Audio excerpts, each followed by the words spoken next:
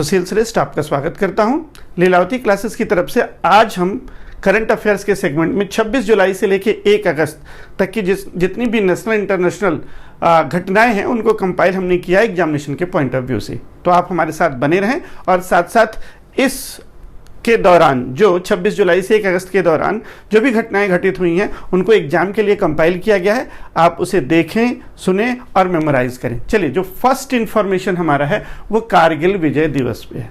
देश का बच्चा बच्चा कारगिल के बारे में जानता है और 1999 26 जुलाई 1999 जब भारतीय सेनाओं ने पाकिस्तान पर विजय पाई थी, एक छोटा सा लिमिटेड युद्ध था, बहुत बड़ा युद्ध नहीं था, लिमिटेड युद्ध था, फिर भी हमारी सेना ने बहादुरी के साथ काम किया और दुश्मनों को कारगिल से खदेड़ दिया और ऊंची चोटियों पर, हिमालय की ऊंची चोटियों पर अपना कब्जा जमाए रखा। तो इस तरीके से उसी के याद में ये कारगिल दिवस मनाया जाता है।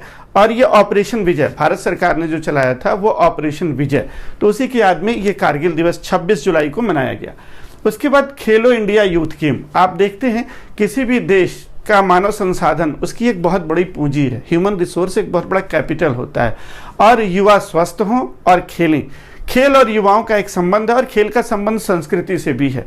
तो बहुत सारे हमारे परंपरागत खेल हैं और बहुत सारे आधुनिक खेल हैं। तो खेल को लेके, खेल को बढ़ावा देने के लिए, खेल संस्कृति को बढ़ावा देने के लिए ये खेलो इंडिया यूथ गेम्स, ये इसका प्रयोजन, जो इसका प्रायोजक है, जो होस्ट करेगा राज्य, वो हरियाणा है। इस बार हरियाणा होस्ट स्टेट है और ये देखिए ministry of youth affairs and sports द्वारा ये संचालित है और ये भारत में खेल की संस्कृति को बढ़ावा देने के लिए है। आप अगर थोड़ा सा भी ग्रामीण समाज से संबंध रखते होंगे तो हमारे ग्रामीण समाज में खेलों को बहुत ज़्यादा मान्यता थी और स्वास्थ्य पर ध्यान दिया जाता था। तो ये फिजिकल फिटनेस के लिए भी जरूरी है, खेलो इंडिया यूथ गेम्स। फिर कश्मीर, देखिए कश्मीर और केसर दोनों का नाता है। केसर, हमारे यहाँ केसर को बहुत पवित्र माना गया है और केसरिया रंग शुद्धता का पवित्र रंग का प्रतीक है और साथ साथ केसर की महत्ता अपने में है। तो केसर जो है वो, ये फूल आप देख रहे हैं, फूलों का जो पुंकेसर होता है, स्टेमन होता है, उसको हम केसर के रूप में यूज करते हैं। केसर की खेती करेवा, जम्मू कश्मीर में जो करेवा मिट्टी है हाईलैंड्स में, उस पर केसर की खेती की जाती है। एग्जाम में बहुत बार पूछा गया है केसर की खेती के लिए उपयुक्त मिट्टी क्या है, तो करेवा केसर की खेती के लिए उपयुक्त मिट्टी है। साथ साथ संस्कृत में करेवा का जो नाम है वो बहुकाम है और उसके बाद ये जो 3 टाइप का पाया जाता है, लच्छा केसर, मोंगरा केसर, गुच्छी केसर। लेकिन आपके लिए एग्जाम के लिए जरूरी है कि जो केसर है वो करेवा मिट्टी में पाया जाता है, इसे जीआई टैग भी दिया गया है। साथ ही साथ केसर का जो उपयोग है, देखिए कॉस्मेटिक्स में यूज होता है केसर और साथ साथ मसालों में केसर का प्रयोग किया जाता है, मिठाइयों में केसर का प्रयोग किया जाता है और मेडिसिन में केसर का प्रयोग किया जाता है, दवाओं में भी केसर का प्रयोग किया जाता है। तो ये नर्वस सिस्टम को स्टिमुलेट करता है और साथ साथ ब्लड प्यूरिफायर का भी काम करता है, हार्ट बीट्स को बढ़ा देता है। तो केसर के बहुत सारे मेडिसिनल यूज हैं, कॉस्मेटिक यूज हैं और मसाले में इसका प्रयोग किया जाता है और ये बहुत महंगा बिकता है।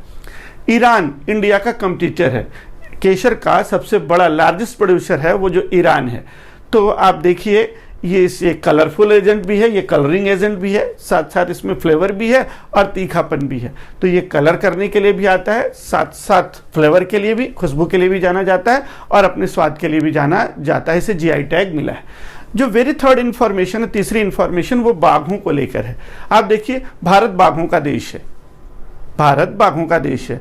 रॉयल बंगाल टाइगर्स तो आप देखते ही देखते हैं। भारत के करीब करीब हर राज्यों में बाघ पाया जाता था, लेकिन अब इनकी संख्या धीरे धीरे घट रही है।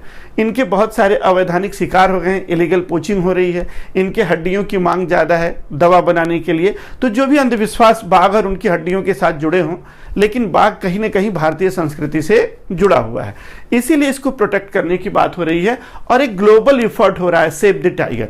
सेव द टाइगर को लेके एक वैश्विक प्रयास हो रहा है। तो ग्लोबल टाइगर डे 29 जुलाई को मनाया जाता है, ग्लोबल टाइगर डे। इसको हम कह सकते हैं इंटरनेशनल टाइगर डे, दोनों बात एक ही है। इस दिन को बाघों के बारे में अवेयरनेस, ह्यूमन और बाघ में जो क्लैश होते हैं कैसे उनसे बचा जाए, कैसे सपोर्ट किया जाए, कैसे ये बताया जाए कि इनको कंजर्व करके कि ये इकोसिस्टम के बहुत मेजर जीव हैं और ये टॉप के हैं। जब ये टॉप वाले जीव रहेंगे तो नीचे वाले जीव संतुलित रहेंगे। तो ये रहा बाघों को लेकर। और फिर देखिए ग्लोबल टाइगर डे पर भारत सरकार ने इनकी जनगणना के आंकड़े तैयार किए और देखिए यहाँ द टाइगर एस्टिमेशन रिपोर्ट 2018 के अनुसार सबसे अधिक बाघ जो है वो एमपी में है। बाघों की सर्वाधिक संख्या मध्य प्रदेश में है, इसलिए मध्य प्रदेश को बाघों का राज्य कहते हैं। आप ध्यान दीजिएगा, कई बार एग्जाम में पूछा गया है बाघ स्टेट, इस टाइगर स्टेट के रूप में किस राज्य की बात होती है, तो मध्य प्रदेश को हम टाइगर स्टेट भी कहते हैं। साथ साथ टोटल जो रिपोर्ट आई है, रिपोर्ट के अनुसार 2967 टाइगर्स हैं इस समय इंडिया में, और स्टेट वाइज सेंसस है, इसमें उड़ीसा ने अपनी कांस्टेंट पोजीशन बनाई है, जबकि दो राज्य छत्तीसगढ़ और मिजोरम में इनकी संख्या गिरी है। और ये अवैध शिकार बहुत ज़्यादा होता है। सरकार ने तमाम प्रयास कर रखे हैं, लेकिन जागरूकता की कमी और शिकारियों को समझा न पाना, इस तरीके से बाघ लगातार कम हो रहे हैं। लेकिन खुशी वाली बात यह है कि अब सरकारी प्रयासों से बाघों की संख्या भारत में बढ़ रही है। देन आफ्टर आप देखिए लीव मी अलोन, बाघों को छोड़ दिया जाए, उनके नेचुरल हैबिटेट में, नेचुरल आवास में छोड़ दिया जाए ताकि इनकी संख्या बढ़े। तो ये जो इनके संरक्षण के उपाय किए जा रहे हैं, ITCA ने लॉन्च किया एम स्ट्रिप्स। देखिए होता क्या है, बाघों को मॉनिटर करने के लिए कॉलर ID लगाया गया और इसमें चिप लगाए गए ताकि उनकी खोज की जा सके, उनके लोकेशन और हैबिटेट की खोज की जा सके। तो तमाम IT टेक्नोलॉजी का यूज़ करके बाघों के लोकेशन को पता करना, इनके हैबिटेट को पता करना, रास्ते में इंफ्रारेड कैमरे लगाना, ये सारी कोशिशें हो रही हैं बाघों को बचाने के लिए। अब देखिए यहाँ जो मॉनिटरिंग सिस्टम है, अब ग्लोबल टाइगर इनिशिएटिव भी शुरू किया गया है वर्ल्ड बैंक के द्वारा ताकि बाघ बचें, और प्रोजेक्ट टाइगर हमारे यहाँ 1973 में स्टार्ट किया गया। एक बहुत सबसे पहला और पुराना प्रोजेक्ट है प्रोजेक्ट टाइगर, 1973 में स्टार्ट होने वाला। देन ब्लू पॉपी, देखिए कितना खूबसूरत सा पुष्प है, आप देख रहे हैं ब्लू पॉपी, ये हिमालयन क्वीन के नाम से जाता है। फूलों में इसे हम हिमालयन क्वीन कहते हैं, इसे हिमालय की रानी कहते हैं इस फूल को।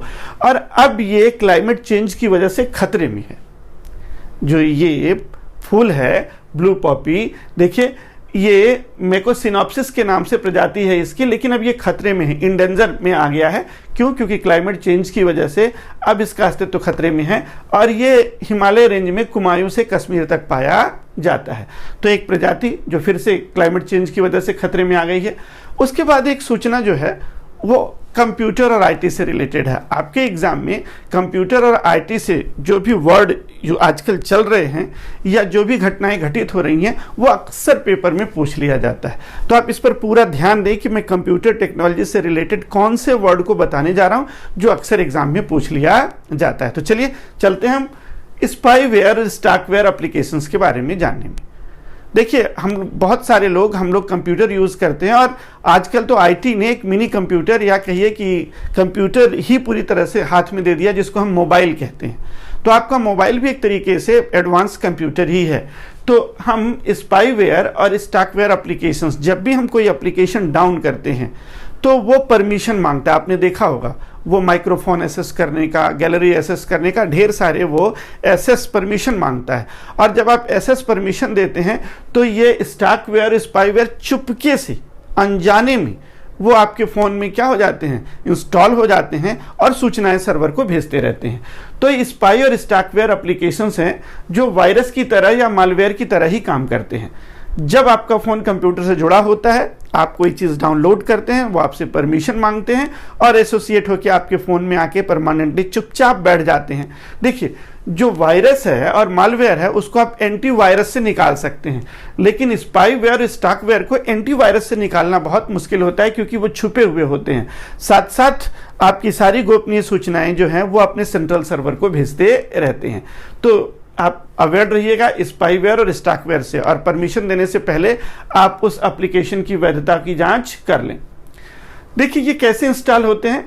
जब भी आप कोई सॉफ्टवेयर इंस्टॉल कर रहे होते हैं उसी के साथ ये एसोसिएट होते हैं, और इसको जब तक कोई फिजिकली जब तक इंटरनेट एक्सेस करके यस परमिशन नहीं देंगे तब तक ये इंस्टॉल नहीं होते। देन आफ्टर एक हन्ना हरिकेन चर्चा में आया। देखिए चक्रवात और प्रतिचक्रवात, साइक्लोन और एंटी साइक्लोन, पिछले वीडियो में भी हम इसे डिस्कस कर चुके हैं क्योंकि भारत में भी साइक्लोन आया, पूर्वी तट पर भी साइक्लोन आया, पश्चिमी तट पे भी साइक्लोन आया। तो साइक्लोन हन्ना ये टेक्सास USA को इसने हिट किया। देखिए ये एक साइक्लोन है, लार्ज स्विमिंग स्टॉर्म्स आती हैं, वर्लपूल जैसा बनता है और ये वार्म ओशन वाटर्स में बनती हैं। अब आप इसके जरा फंक्शन को देखिए तो आपके ये समझ में आएगा कि देखिए ये कैसे फंक्शन करता है। देखिए मैं आपको दिखा रहा हूं कि ये जो किस तरीके से तट पे चलता हुआ टकराता है। आप देखिए ये बन रहा है और बीच में इसके क्या है, बीच में गर्म है, ये जो ज्यादा गर्मी है ये लो प्रेशर बेल्ट है, यहाँ क्या है निम्न वायुदाब का क्षेत्र और हवाएं इसको बाहर से भरने के लिए दौड़ती हैं, तो एक साइक्लोन क्रिएट होता है और ये साइक्लोन इस तरीके से हैवी रेन और विंड्स के साथ तटों पर टकराता है और जानमाल की क्षति पहुंचाता है। तो ये प्राकृतिक आपदाओं में गिना जाता है हरिकेन। साथ साथ एग्जाम में बहुत बार क्वेश्चन पूछा है कि हरिकेन और टाइफून्स कहाँ आते हैं। फिर से ध्यान दीजिएगा, मैं बार बार पूछ रहा हूं और आपसे भी पूछ रहा हूं कि आप हरिकेन और टाइफून में अंतर देखिए। हरिकेन, साइक्लोन्स और टाइफून, आप इसको ध्यान से देखिएगा, एग्जाम में कई बार पूछा गया है। जो चीन और जापान, चीन, जापान, कोरिया, यहां जो बोला जाता है चक्रवातों को, यहां हम टाइफून बोल रहे हैं। और अगर आप यहां आ जाएं अफ्रीका से लेके आप विषुवत रेखा इक्वेटर के साथ साथ चलें और देखें ये अरब सागर और बंगाल की खाड़ी और साथ साथ ऑस्ट्रेलिया के पूर्वी तट पर, इनको हम साइक्लोन, चक्रवात बोलते हैं। देखिए यहां चीन और जापान से लगे हुए क्षेत्र में इन्हें हम टाइफून बोलते हैं। इस क्षेत्र में जहां अरब सागर है, बंगाल की खाड़ी है और हिंद महासागर और ऑस्ट्रेलिया के बात कर रहे हैं उत्तर में, तो ये हमारे साइक्लोन हैं। और यहां अमेरिका के दोनों तट पर आप देख रहे हैं ना, नॉर्थ अमेरिका, अमेरिकन महाद्वीप है ये, नॉर्थ अमेरिका और साउथ अमेरिका, इस क्षेत्र में इसे हरिकेन बोला जाता है। तो ये कई बार एग्जाम में पूछा गया है। ट्रॉपिकल साइक्लोन जो उष्णकटिबंधीय चक्रवात है, उनका डिस्ट्रीब्यूशन और उनका नाम हरिकेन, इस क्षेत्र में हरिकेन, इस क्षेत्र में चक्रवात और यहाँ टाइफून है। देन आफ्टर हम बात करते हैं वर्ल्ड हेपेटाइटिस डे। ये 28 जुलाई को मनाया गया। हेपेटाइटिस वायरस जो है वो ज़्यादातर जो उसका पोजीशन है और जो बॉडी के जिस पार्ट को डिस्ट्रैक्ट करता है, डैमेज करता है, वो लीवर है। आप देखें लीवर बहुत बड़ा एक हमारे शरीर का भाग है, तो लीवर को अफेक्ट करता है। तो हेपेटाइटिस फ्री, देखिए ये लीवर है और लीवर ढेर सारी जो भी हार्मोन्स होते हैं उनको ये क्या करता है, सिक्रीट करता है लीवर। तो 28 जुलाई को वर्ल्ड हेपेटाइटिस डे मनाया गया और ये कि पूरे वर्ल्ड को हेपेटाइटिस से फ्री किया जाए। तो ये हेपेटाइटिस बी आप जानते होंगे, और भारत सरकार हेपेटाइटिस बी, ABCD कई तरीके के होते हैं, जिसमें हेपेटाइटिस बी से बचने के लिए अब वैक्सीनेशन प्रोग्राम भी चला रही है भारत सरकार। तो ये लीवर को स्वेल कर देता है, इरिटेट कर देता है, और लीवर जो भी जैसे बाइल डक्ट से जो बाइल जूस बनना हो और लीवर के जो फंक्शन है उससे ये प्रभावित होते हैं। देन आफ्टर देखिए आप WHO ने इसको सेट किया है कि इसको हम एलिमिनेट कर देंगे हेपेटाइटिस को बाय 2030। 2030 तक हेपेटाइटिस बी को एलिमिनेट करने का गोल WHO ने रखा है। इंडियन गवर्नमेंट ने 2018 में नेशनल वायरल हेपेटाइटिस प्रोग्राम भी क्या किया, जारी किया। तो इस तरह से सरकार भी प्रयास कर रही है, WHO भी प्रयास कर रहा है कि हेपेटाइटिस से भारत मुक्त हो जाए और पूरा विश्व मुक्त हो जाए। देन आफ्टर हम कहते हैं एक वन लाइनर न्यूज है, लेकिन बड़े गौरव की बात है, आपने मीडिया पे देखा होगा कि मीडिया राफेल राफेल राफेल, तो अब राफेल आ गए हैं तो थोड़ी सी चर्चा हम जान लें राफेल के बारे में। ढेर सारा हमें नहीं जानना, बस ये जानना है कि Rafale jet twin engine fighter jet है और इसे बनाने वाली फ्रांस की कंपनी क्या है, दसाल्ट एविएशन। तो बस इतना ही है, बाकी राफेल के बारे में आप बहुत कुछ जानते ही होंगे, लेकिन अब इतना ही एग्जाम के लिए जरूरी है। देन आफ्टर हम बात कर रहे हैं, ये देखिए आदित्य, इंडिया का फर्स्ट सोलर पावर्ड फेरी आदित्य, इसने एक अवार्ड जीता है। ये आदित्य फेरी जो है वो फर्स्ट सोलर पावर्ड फेरी है इंडिया का, जिसने ये गुस्टो टुरोव अवार्ड जीता है। और ये अवार्ड केवल बोट्स को दिया जाता है। तो भारत के आदित्य बोर्ड ने ये अवार्ड जीता है बोटिंग के क्षेत्र में। देन आफ्टर हम एक बुक देख रहे हैं, the India way, S Jaishankar. तो the India way, strategies for an uncertain world, ये किताब के राइटर कौन है, S जयशंकर, जिन्होंने आगे आने वाली चुनौतियों के बारे में, भारत के पास आने वाली ग्लोबल चैलेंजेस क्या हैं उसके बारे में इसमें डिस्कस किया है। तो ये आप अथर के सेक्शन में आ जाते हैं। फिर नागार्जुन श्रीशैलम टाइगर रिजर्व, ये भी चर्चा में है। नागार्जुन श्रीशैलम टाइगर रिजर्व भी चर्चा में है। याद रखिएगा, ये नागार्जुन श्रीशैलम टाइगर रिजर्व, ये जो तेलंगाना, नलगोंडा तेलंगाना में है, ये largest tiger reserve in India है, भारत का सबसे बड़ा टाइगर रिजर्व है। और ये कृष्णा नदी के बेसिन में है। कृष्णा नदी इस टाइगर रिजर्व के बेसिन से होकर बहती है। और भी कई प्रजातियां हैं, इंडियन लेपर्ड है, इंडियन पाइथन है, जो यहाँ पाए जाते हैं। तो अगर आपसे पूछा जाए कि कौन सा टाइगर रिजर्व लार्जेस्ट है, तो वो है नागार्जुन श्रीशैलम टाइगर रिजर्व, जो नलगोंडा तेलंगाना में है। देन आफ्टर हम ग्लोबल फॉरेस्ट रिसोर्स असेसमेंट की बात करते हैं। Global forest resource assessment 2020। आप देख रहे हैं, फॉरेस्ट शुरू से ही वन को हमारे यहां संपदा बोला जाता है, एसेट बोला जाता है। फॉरेस्ट संपदा है।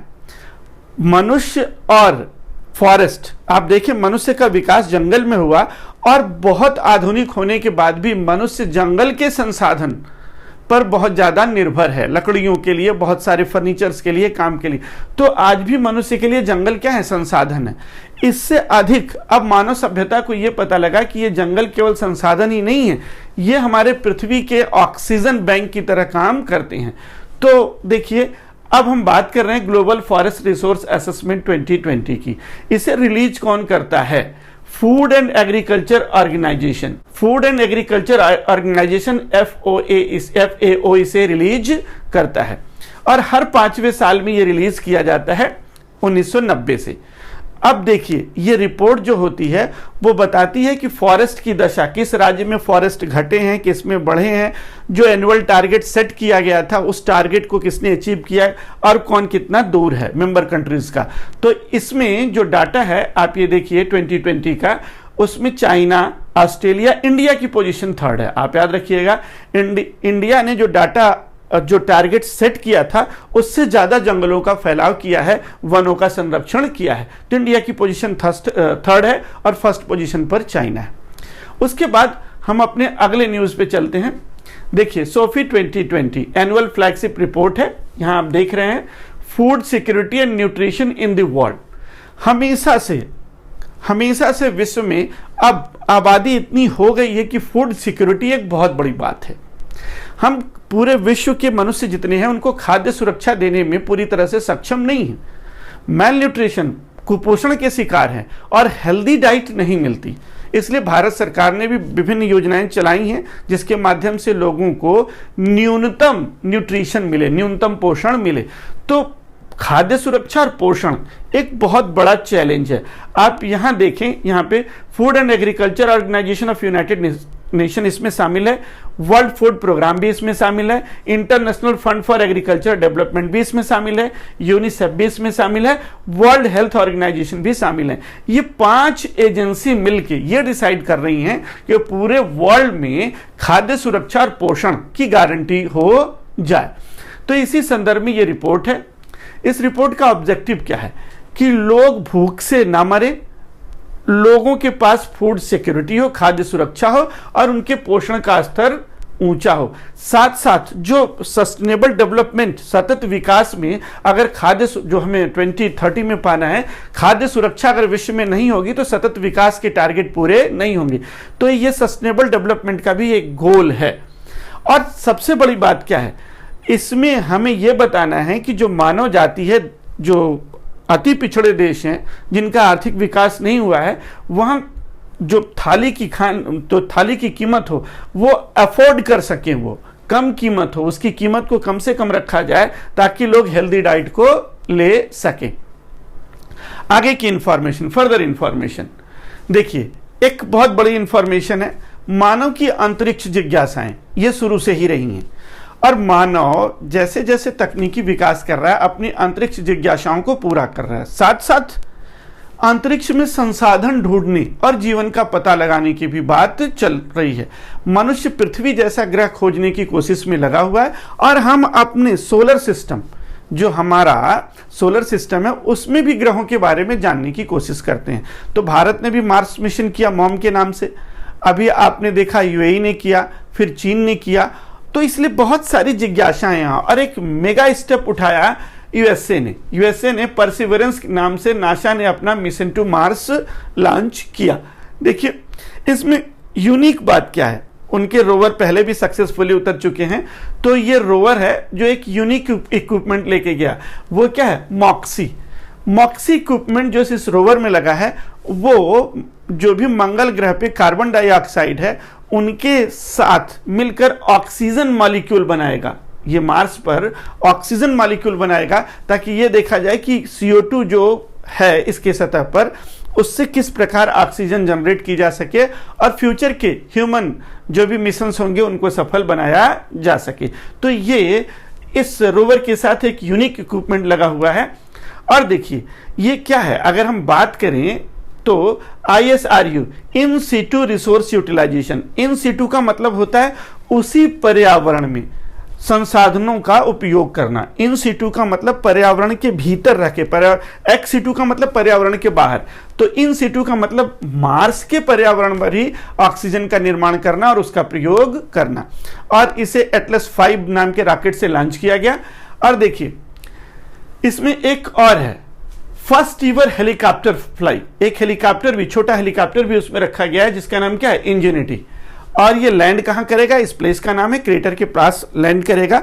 अगर आप इस क्रेटर की स्थिति देखें तो ये ऐसे ही होगा जैसे इसमें आके कोई नदी मिलती हो और वो डेल्टा टाइप स्ट्रक्चर बनाती हो।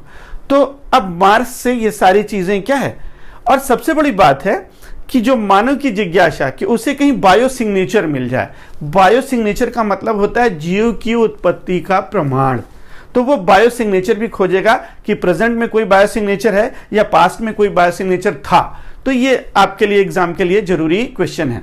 देन आफ्टर हम देखिए अयोध्या में जैसे मंदिर बना उसी तरह से हमारे यहाँ भारत भाईचारे का, गंगा जमुना तहजीब का देश है, तो उसी तरह से इंडो इस्लामिक कल्चर फाउंडेशन को मस्जिद बनाने के लिए भी बात की गई। 15 मेंबर ट्रस्ट बनाया गया और सुन्नी सेंट्रल वक्फ बोर्ड इसकी देखरेख करेगा। तो एक इंफॉर्मेशन है साथ साथ, ताकि हमारी सामाजिक समरसता, हमारी धार्मिक तहजीब बनी रहे और इंडिया विकास करता रहे। फिर उसके बाद न्यू एजुकेशन पॉलिसी, ये बहुचर्चित पॉलिसी है, जरूर जानना चाहिए आपको। देखिए नेशनल एजुकेशन पॉलिसी 2020, इसे जारी किसने किया? मानव संसाधन विकास मंत्रालय।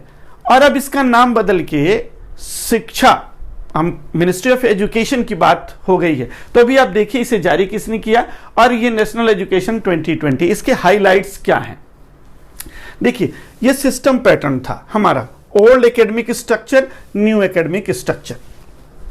अगर हम बात करें ओल्ड एकेडमिक स्ट्रक्चर का तो प्री स्कूल 2 साल, फिर 1 से लेके 10 तक हमारे लगते थे 10 ईयर, फिर सेकेंडरी में रखते थे 11वीं 12वीं में 2 साल। इसको इस तरह स्लेब में बांटा गया, फाउंडेशन, प्रिपरेटरी, मिडिल और सेकेंडरी। देख रहे हैं, मिडिल को हमने 6 to 8 3 ईयर में बांट दिया, उसके बाद प्रिपरेटरी को 3 to 5 3 ईयर्स में बांटा और 5 ईयर प्री स्कूल है। और जो सेकेंडरी है हमारा वो 4 साल का हो गया, 9th क्लास से 12th क्लास तक, और इसे सेमेस्टर वाइज किया गया है। तो ये नेशनल एजुकेशन पॉलिसी में जो चेंज आया है वो बहुत जरूरी है। इसमें लर्निंग प्लान और इसके क्या क्या फीचर्स हैं, ये सारे फीचर्स दिए गए हैं कि मदर टंग में आप क्लास 5 तक मदर टंग में ही एजुकेशन दी जाएगी। फिर नया जो कैरिकुलम होगा, जो पाठ्यक्रम तैयार होगा वो 21वीं सदी के अनुसार होगा और उसमें लोगों को रोजगार परक शिक्षा दी जाएगी। क्लास 6 से ही बोर्ड एग्जाम को इजियर बनाया जाएगा। तो ढेर सारी चीजें हैं जो आप यहां देख सकते हैं नई शिक्षा नीति में, जो एक चार्ट के माध्यम से आपको दिखाया गया है। और अब ये आंसर है पिछले करंट अफेयर्स का जो क्विज था उसका, 19 से 25 जुलाई का। तो आप टैली कर लें कि आपके कितने क्वेश्चंस सही हैं। तो फ्रेंड्स, हमारा ये प्रयास अगर आपको अच्छा लगे तो आप लाइक करें, शेयर करें, सब्सक्राइब करें और बेल आइकन दबाना ना भूलें। हम फेसबुक, ट्विटर और टेलीग्राम पर भी हैं, जिसका लिंक नीचे डिस्क्रिप्शन में है। और एक आवश्यक सूचना, इस क्विज से रिलेटेड जो क्वेश्चन है वो हिंदी और इंग्लिश में उनका PDF आपको दिया जा रहा है, जिसका लिंक नीचे डिस्क्रिप्शन बॉक्स में है। तो वहां से आप इससे रिलेटेड PDF क्वेश्चंस को भी देख सकते हैं और जिसका आंसर हम अपने अगले क्विज सेक्शन में देंगे।